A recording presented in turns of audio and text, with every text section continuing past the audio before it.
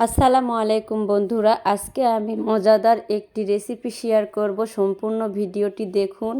এগুলো সিমের বিচি, আমি এগুলোকে রাতে ভিজিয়ে রেখেছি। এটা দিয়ে বড়া তৈরি করব, অসম্ভব মজার।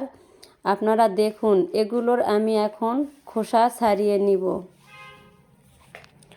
সবগুলো খোসা ছাড়ানো হয়ে গেছে। এগুলো আমি মিক্সিতে ব্লেন্ড করে নিব। আপনারা চাইলে শিলপাটায় বেটে নিতে পারেন।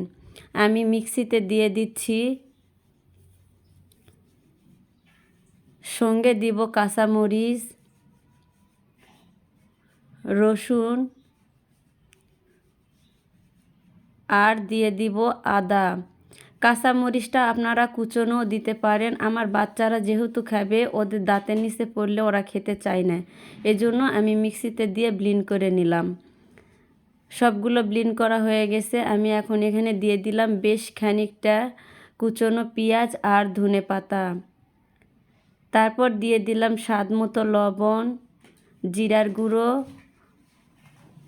আর গরম মশলার গুঁড়ো, সামান্য পরিমাণ হলুদ গুঁড়ো দিয়ে খুব ভালোভাবে আমি মাখিয়ে নিব।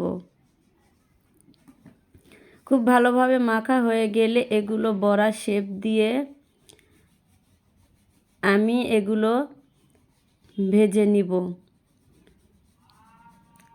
এগুলো ভাজার ক্ষেত্রে চুলার হিটটা একটু লো রাখবেন, হাই হিটে ভাজা যাবে না, তাহলে পুড়ে যাবে এবং পুড়ে গেলে খেতে ভালো লাগবে না।